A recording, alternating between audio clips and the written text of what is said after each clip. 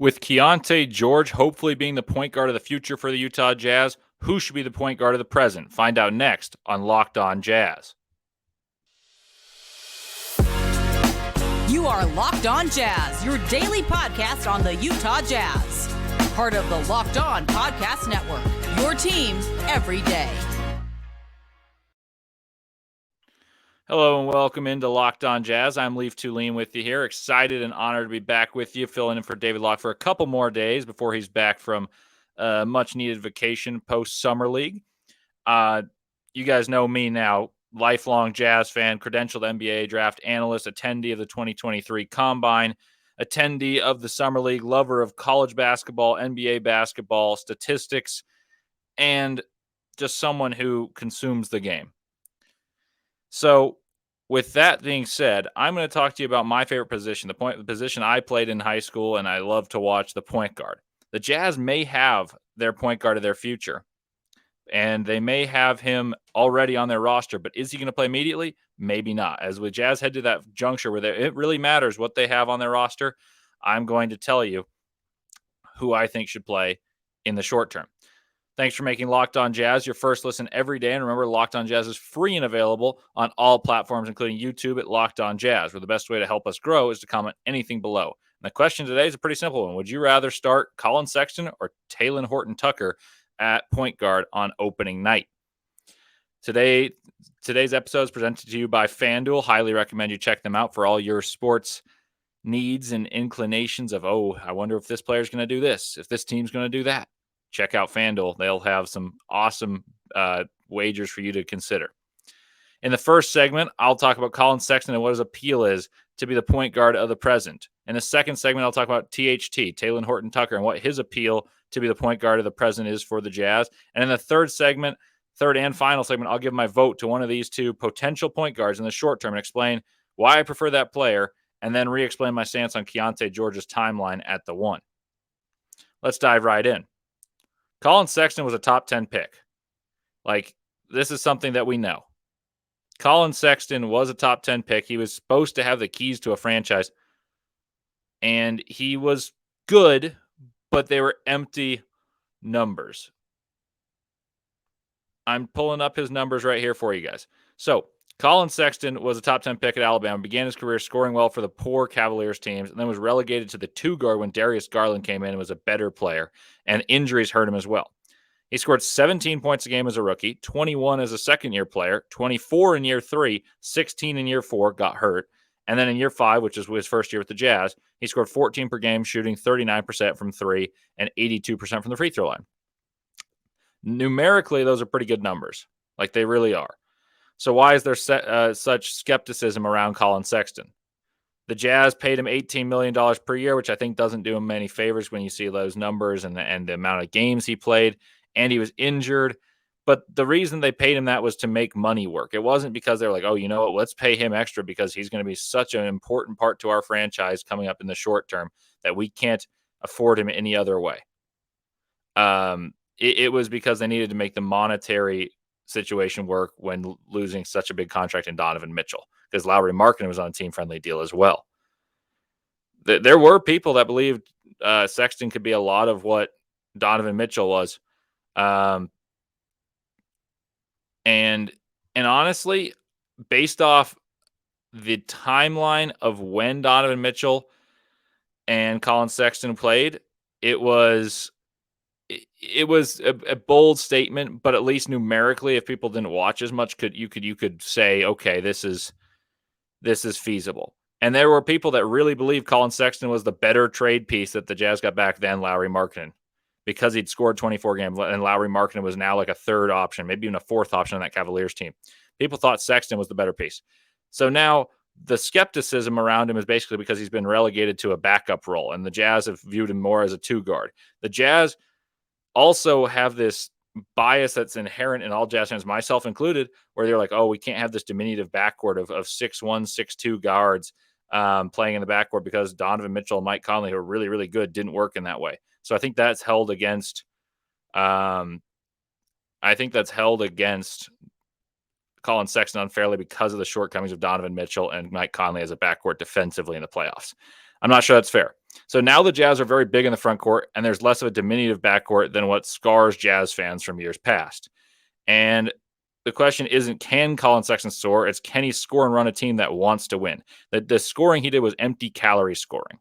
But here are the positives. His work ethic is insatiable. He wants to get better so badly. He can hardly keep him out of the gym. I heard a story when I was on a Locked On Cavaliers podcast with Evan Damerel, and he told me Colin would go practice with the Canton Charge, the G League team for the Cavs, and then he'd school them, and then he'd go and play the Cavs practice, and he just wanted to play more and more basketball. That sounds consistent with what I've heard from Andy Larson, from Tony Jones. Colin Sexton's work effort is unbelievable. He competes on defense. Despite being small, he really tries hard. And so that's something. His shot looked better. He shot 39% from three. He works with Jason Terry before every game, shoots the ball. And Jason Terry was a great shooter. He shot 82% from the free throw line. The Jazz liked what he brought off the bench, and now there's no Mike Conley. Those are all positives for Colin Sexton. He's also a known commodity now for the Jazz that they just need to keep healthy. Like, unfair or not, he was hurt, and so now he has both the potential to really improve his stock, but it also hurts his stock because you're like, oh, can he stay healthy? Because that's not his first time being hurt. In my opinion, Colin Sexton projects as more of an undersized 2.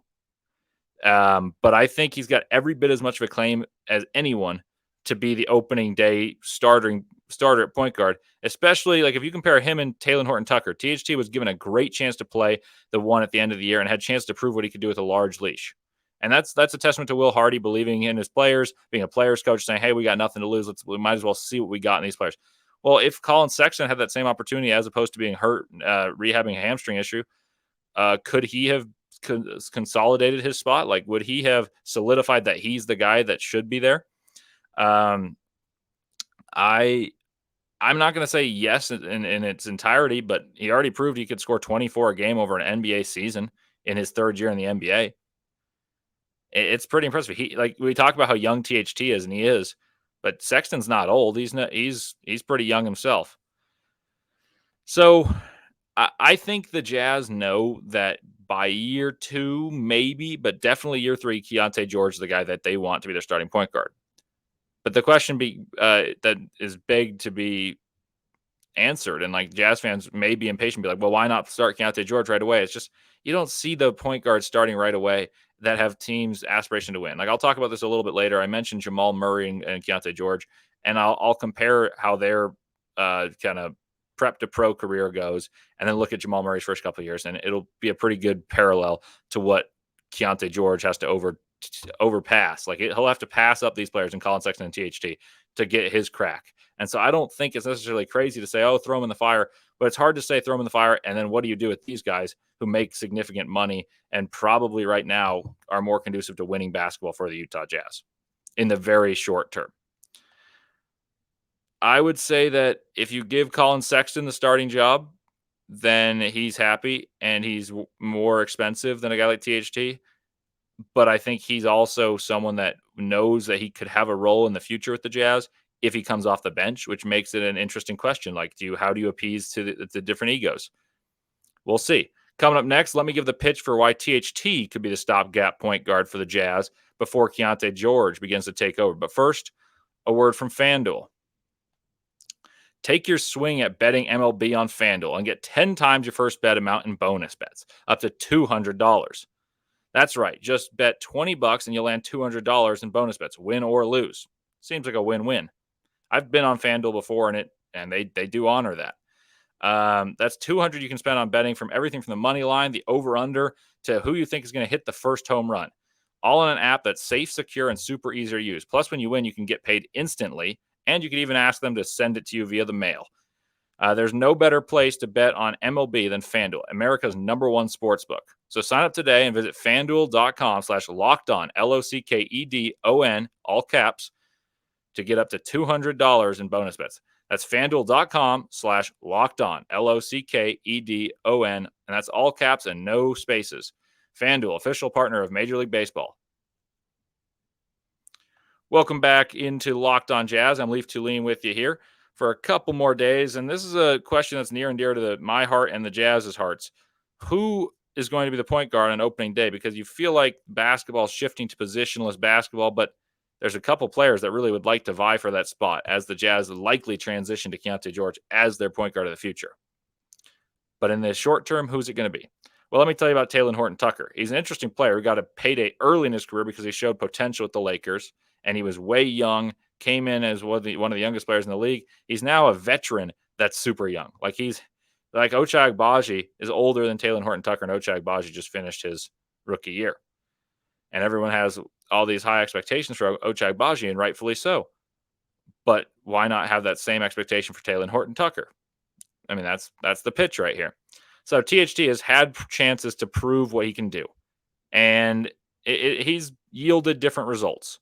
In his final 20 games with the Jazz last year, he scored 18 points per game, 6 rebounds, and 5 assists per game. That's pretty good.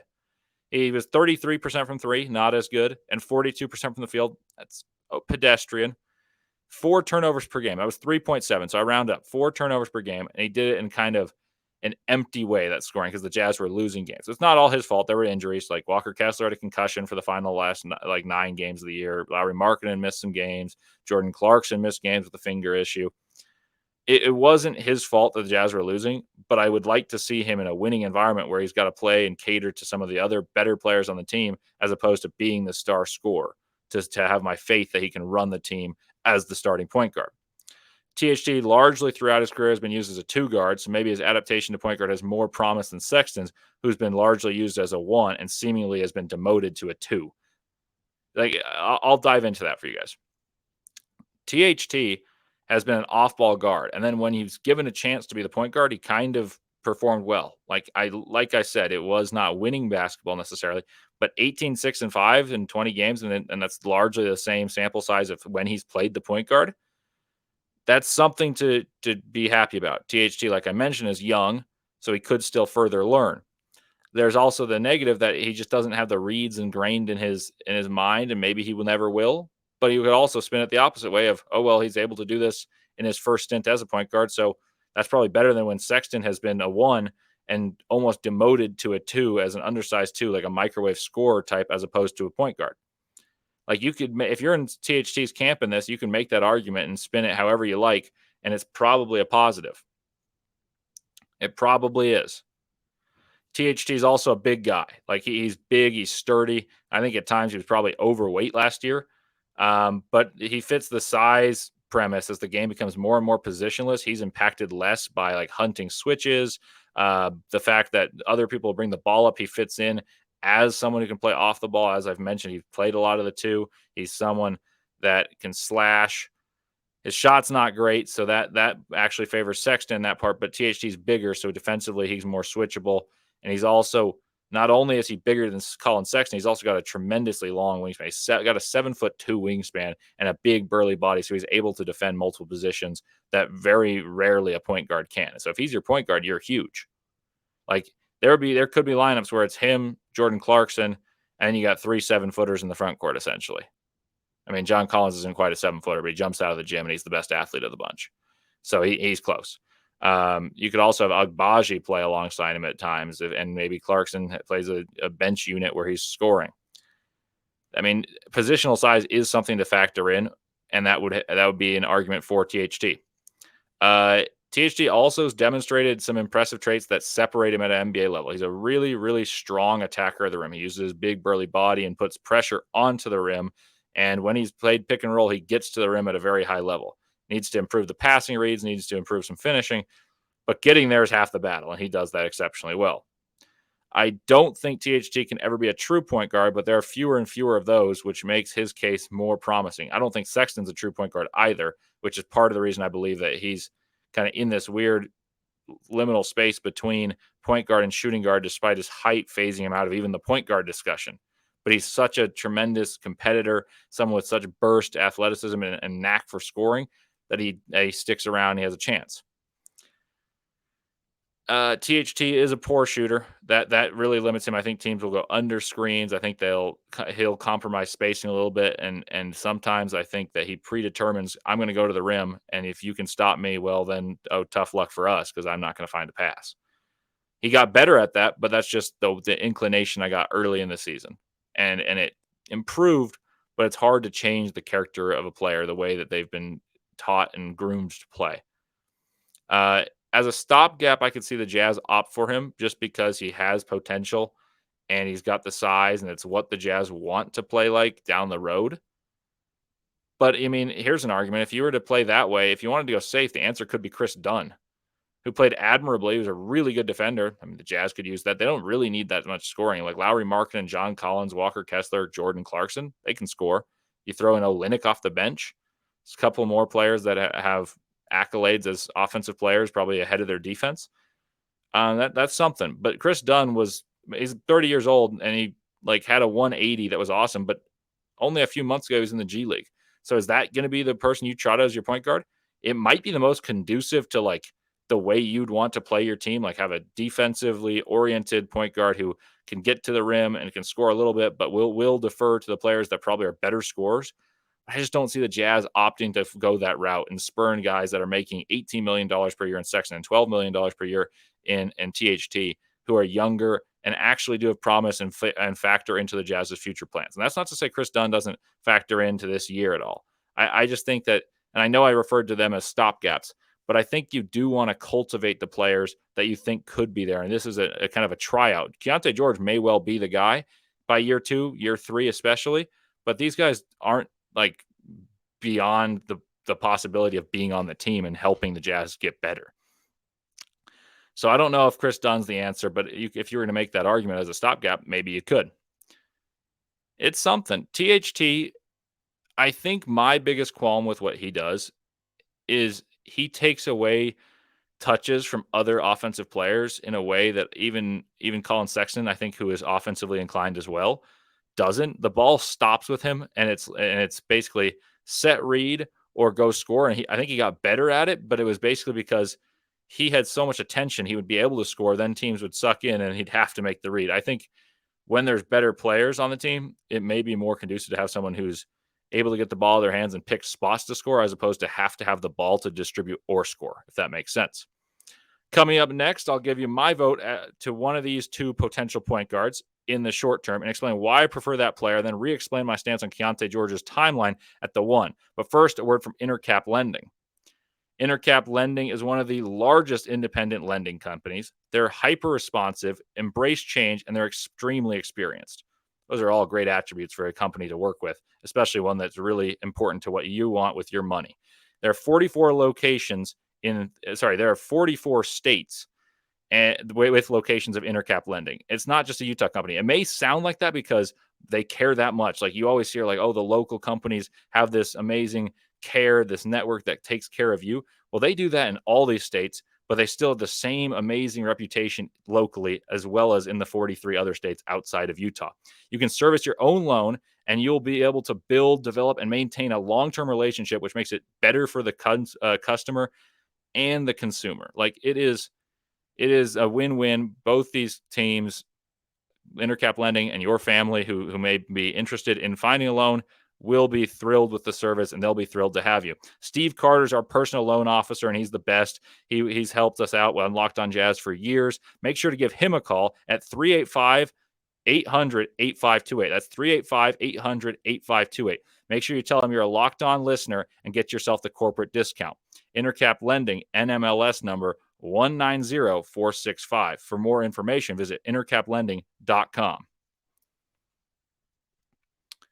Welcome back into Locked On Jazz. Leif Thulin with you here for the final segment. And I'm going to tell you my answer for who I would play. And it's a bit complicated. As I was trying to write this, I had the player in my mind, but the argument as to how to play almost indicated I should go in a different direction. If truly, truly up to me, I would lean towards playing more and more positionless basketball, even if that means Jordan Clarkson plays a lot of the 1. And then a thing to consider would be maybe Jordan Clarkson plays the 1, Ochai Agbaji plays the 2, and now these guys both come off the bench and are scorers. But then I think that eats into some minutes later. And that would be something to consider for both these players. If they're not handling the ball, can they be scorers? Who's the more effective scorer? And to me, I think Colin is the more effective scorer. And a lot of people say, well, then why isn't he the bench player? Why isn't he the microwave scorer, the archetype of a 6-man, like Lou Williams, for instance, a diminutive scorer who just has a knack to put the ball in the hoop? But to me, it's hard to say, you know what, that's what we're going to play this player for now when we don't have the immediate short-term answer when we're trying to win. I think it's better to play the best player sooner. And I think Colin's the more accomplished player between he and THT, which gives the Jazz a better chance to thrive. THD fits modern basketball more, but I see Sexton fitting into the Jazz's plans more so, both in the immediate short term and like the next couple years. So not the long term future, but just the immediate future. So develop him, even if using him as a trade asset, which has been discussed. There's a lot of links to him going to the Bucks, even though I don't see a way that happens asset wise. You want to raise his stock so you don't just get pennies on the dollar after a year where he's injured and his scoring averages go down.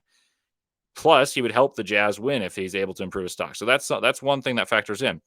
I also know that the Jazz really love Colin Sexton. They want to let loose the young bull, let him develop what he can do and see what the Jazz have on their hands before making a rash trade. See what the Jazz can do with him playing at the point guard before Keyonte George is likely ready. So that being said, I would let Sexton get the first chance because I think he's being punished for accepting a role and getting injured. And people forget that he can score. Like, he scored more than THT did. And I think his passion will invigorate the team. I think it's also very good for the fans. And I think Colin Sexton, despite his lack of height, he's strong. He's powerfully built. His legs are huge. And he's got this passion and tenacity defensively that I think allows him to compete defensively despite being diminutive at the position. I think THT might have a harder time accepting the bench role, especially after the taste of being the starting point guard and the man at the end of the year. But you're paying Sexton more. He's probably proven to be the better player so far in their careers. And I think he's more conducive to winning in the short term and in the long term playing this type of player, because in the long term, he could adapt to backing up Keyonte George. He could be the archetypal scorer that we were just talking about. I just think that's easier for him to do than it is for THT. I've made one comment a couple times now about Keyonte George and how I think he's the point guard of the future. And I think the Jazz view him as that as well. His summer league was phenomenal. He was first team all summer league in Las Vegas. Everydayers have heard me talk about Keyonte George numerous times, but I'm going to kind of revisit an episode I did about a week ago. Keyonte George was a top 6 recruit coming out of high school. He was a all-conference player, second team all-conference, was the freshman of the year in the Big 12. He was a lottery pick. Or, I mean, he went 16th, but essentially a lottery pick. The player that he stood out to me as resembling both before the college basketball season and during the college basketball season, if he could learn to play the point guard, which he showed in the summer league that he was capable of and cognizant of trying to be, was Jamal Murray. He's not a true point guard, but he's someone who can score and bend a defense with his ability to score and pass the ball.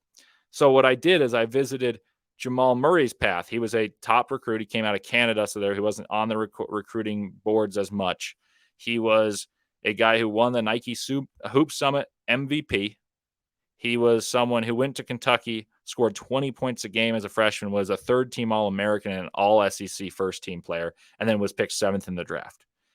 And Jamal Murray is now regarded as an all-star player. Even though he's never been an all-star, he's regarded as being an all-star caliber player who's conducive to winning, plays alongside Nikola Jokic, and he is the Robin to Jokic's Batman. That's a player that anyone would want. Anyone would want, especially at the 16th, but you'd want that at anywhere you're drafting. We did like a little mini redraft exercise. I made a case that Keyonte George could be the 7th pick of the draft if you were to redraft it already. So I think Keyonte George is who the Jazz want to be their point guard. He's proven that his swing skill, he has the intention to be a point guard. And so then you may ask me, why isn't he your starting point guard? Well, I'll answer that. It's safe to expect him to be the point guard down the road. It's not safe to expect him to be the starting point guard from day one. CJ McCollum's another player likened Keyonte George too. CJ McCollum and Jamal Murray started 10 combined games in their first years combined. These are all-star caliber players who haven't been all-stars, but they fit this archetype. As for Keyonte, he is the future, and I think he can contribute scoring a little bit even right now, but he's not ready to run the point. He's not ready to face the rigors of playing starting lineup minutes and defending starting point guards, running the offense, trying to score with all the pressure and adapting to how the game is played in those first units. Keyonte George is a talented guard who can score, but need to learn the point guard further and groom himself to that position and the rigors of the NBA level, where the Jazz want him to be by year 3, maybe even year 2. Maybe if he plays a lot at the end of the year, he can put himself in the good graces of Will Hardy and be like, hey, this is my job in the future. Let me earn it right now. I could see him doing that. I really could. He's ahead of schedule. But don't expect this guy to have a level of immediate production from a guy who's learning a position as a point guard. He's intending to be good down the road, and the Jazz are intending to be somewhat likely contenders, team that will be in the playoff discussion.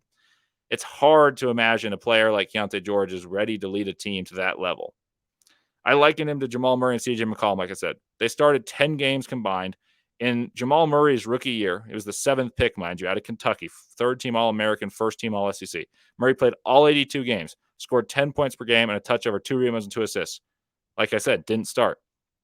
He shot 40% from the field, 33% from 3. Murray's a great shooter, and that just shows how hard the NBA is. He only averaged 21 minutes per game, and that's someone who should probably have been handed the reins sooner. Like, this was a team that had the 7th pick. And now let me ask you guys who you thought the point guards were. Like, were they really good players? No. It was the Nuggets were a 40-42 team. That's not bad. The Jazz are probably going to want to be better than that. And it was a split between Emmanuel Mudiay, who you guys saw in the Jazz, and then he was quickly out of the league, and a washed-up Jameer Nelson. This isn't Jameer Nelson, the all-star caliber player that he was with the Magic in 2009 when they competed for the NBA title against Kobe Bryant and the Lakers. That's not too dissimilar from the Jazz's situation, though. Like, I think Colin Sexton and THT are probably better than what Mudiay was, and Dunn could be compared to Jameer Nelson at this stage, and he's probably better because he's defensively oriented. Jameer Nelson would have been small and not good defensively at this point in his career. The Jazz should be better than those Nuggets, and Jamal Murray's star wasn't a starter, and Jamal Murray is a borderline star now. So why should we expect Keyonte George, because of a splendid offseason, to be ready to be the guy right away? I think he's the guy in 2 years, definitely in 3 years, but year one, I think it's going to be Colin Sexton's job to lose. I expect George to play himself into the rotation by the end of the year and contend to play real minutes and be the starter by year 2. Year 3, that's his job, and that's when the Jazz really need to peak and be ready to compete. But I think it's Colin Sexton's to lose, and I could see THT really making a strong case for himself with a strong showing in training camp, and that's not too far away. Jazz fans, fret not. Basketball is not far away. I think it's 92 days until a game. It sounds like it's far away, but that's not too bad. I can't wait for it either. With that said, thanks for making Locked On Jazz your first listen each and every day. And with your second, check out Locked On NBA Big Board for more Summer League reactions, talk about these rookies. Maybe even we'll dive into the Cam Whitmore stuff, because Cam Whitmore and Jazz fans on Twitter, did the Jazz miss a pick? I tried to talk about that a little bit, but that'll be on Locked On NBA Big Board with Rafael Barlow. And you guys know what I'm going to say. And as always, thank you for being Jazz fans, and let's go Jazz.